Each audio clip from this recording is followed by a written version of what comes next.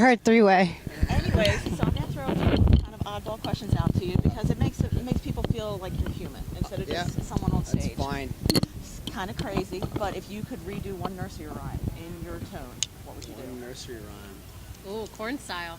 I don't even know any nursery rhymes. What about the little train that could? That was kind of. That'd be good because we have a song called Old Your Train. face. Oh. Yeah, it's is that like the Thomas the Tank or whatever it is? Yeah, Thomas the Train. Something like that would be cool. Yeah, because we do have a song called Old Train. We mix it together. We'll remix. If you had the ultimate tour, living or dead, that you could actually go out and either tour with or collaborate with musically, who would you want to be with? Grand Funk Railroad, circa 1969-72, when they were really dominating arenas all through America. I also say AC/DC, you know. Sometime around the era when they came over from Australia for the first time with Bon Scott. That would be really awesome. Although, when you start playing with bands like that, I would be expecting to get blown off the stage. So it's you raise up to their level. Well, I'd hope so, but that, I mean, you're talking about a level that You guys have come so far, so quick though. Yeah, I mean, it's weird when you think about it because, I mean, it's been about 5 years since we started the band. The first year of the band was just kind of a joke. We were just doing it just for shits in our own hometown. More like a spoof Southern RockVille? Well, no, it was more like just like a side project. Like we just weren't taking it too seriously. We were drinking a lot. We weren't like ever expecting to really take it on tour or like trying to get a record deal or anything like that. And so since then, yeah, it's gone. From the outside looking in, it's gone really quickly as far as like now we've gotten into Europe twice. We've got things going in the UK. Things are starting to move in the U.S. and in Canada. We pretty much, you know, we've gotten a pretty good stranglehold in Canadian radio. So, yeah, I just read that you guys were formed out of a whole bunch of Canadian different indie bands. Yeah. How did that Nice. happen? We just And then have. you become this. And then you're from Dallas, of all places. What? Are you? No, I'm sorry. No, it's okay. It's That's, okay. That's Memphis May Fire because I'm like Memphis. You always have one in the three-way, okay? There's always one. I'm the coolest one. I'm the coolest one. Canadian indie, but you still have a Southern rock feel. How does that work? Well, we're from Southern Ontario, so we're from the most southern part of Canada. So technically, you are from. So the we South are a and southern rock band, and also we didn't take a lot of you know influences from Canada. You know, a lot of our influences are kind of Southern American, UK kind of influences. Yeah, so it's just the natural progression that happened based on what we listened to growing up. I dig it. I actually pull some grunge influences from your music too, and it's like I see the AC/DC with like the hair and the style, and then I hear the blues and the grunge, and it's like, what a cool mix. Yeah, like, I mean, we tried not to ignore anything. You know, I think sometimes you can get caught up too much in trying to redo the 70s, and we really tried to focus on taking everything into account, whether it was our punk rock upbringing or listening to grunge when we were like teenagers, you know, whether it's Rage Against the Machine or Black Sabbath, you know, trying to just take all those things. It'd be a bad idea to kind of ignore those, you know, because there's been like Soundgarden, like, you know, to try. You're pulling on all my heartstrings. That's every last one of them. Yeah, that's where we came from. So we try to include everything in the mix.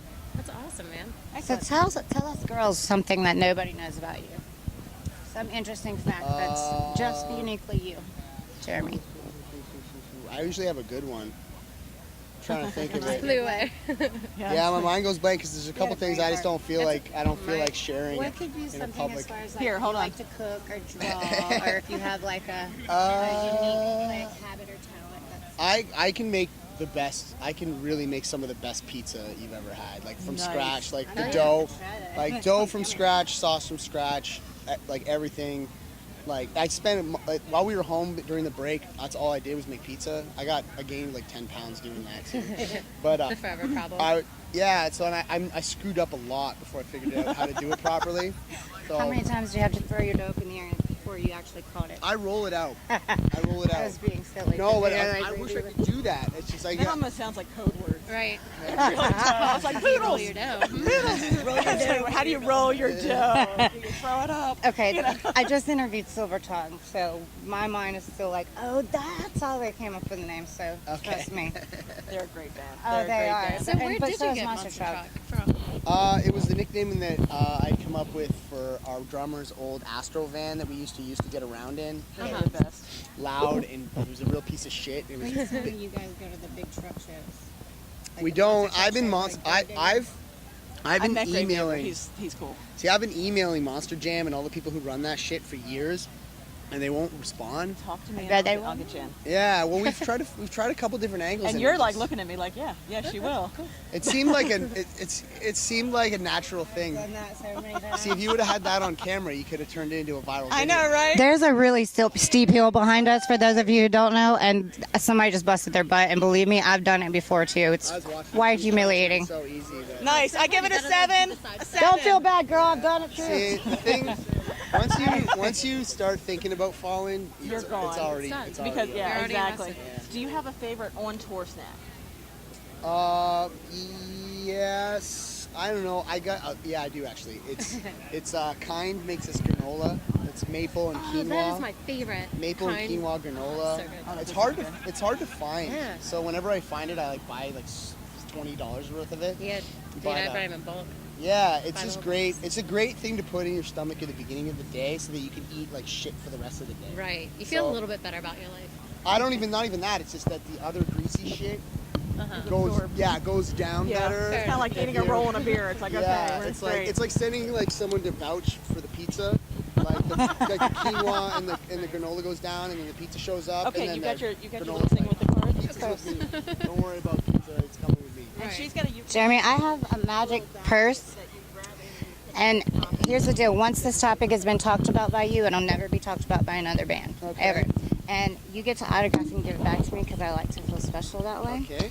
So all you have to do is reach in and pick whichever one your Okay. heart tells you to pick. I got this one. Devices.